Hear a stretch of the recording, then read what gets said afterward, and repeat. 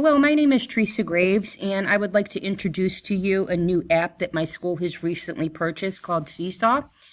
So teachers, the first thing that you need to do is sign into your account, and if you do not have an account, you create an account using your district email as your username, and you create a password.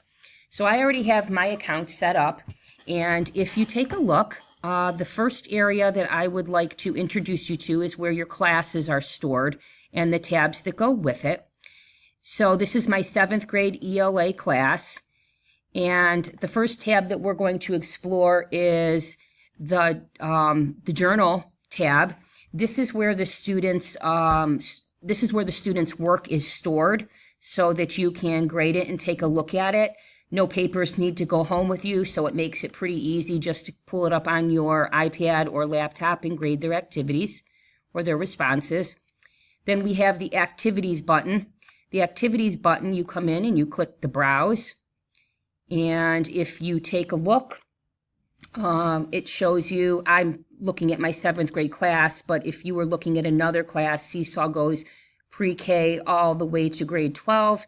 And it also has every subject you could think of: computer science, art. It has social emotional learning. It has STEAM, special ed. It even has physical education. So there's a very broad group of subjects that can be accessed. But if you'd like to even get more specific with a topic, you could type in argumentative writing. That's what I'm currently working on with my kids.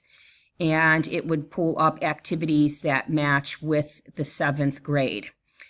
So if we take a look at, here's just an argument form evidence. If I wanted the kids to read and wanted them to complete this graphic organizer, I would star this right here. Then it would share with my kids to the library. They would complete the responses using Seesaw, and then I would find those responses in the journal section of the class. So if I go back to the class area, I have the inbox.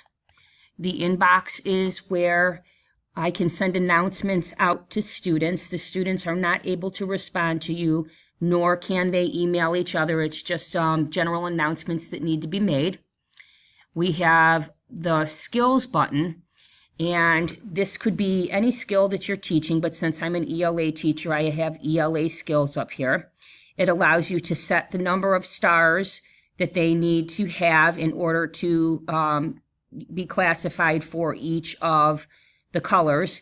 You can pick any color that you want, but I do the stoplight because it's easy to remember. Green means they're good, yellow means that they need a little bit more assistance, and red means that they need to have remediation. So we could see literacy, this child is good. Grammar, they need a little bit of extra support, and in spelling, some definite intervention is needed. We also have the blog, and on the blog you can create a website that will showcase your students' work. Last, I would like to take you to the tools. This is where you can have some fun and select your theme and your icon for your class. It has like who can manage the students, and that would be yourself.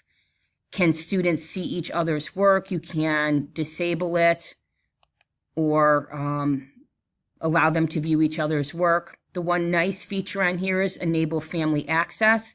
So you would click that button to make sure that the families could see what their child is doing. So this is just a brief overview. If you have any questions, please feel free to reach out to me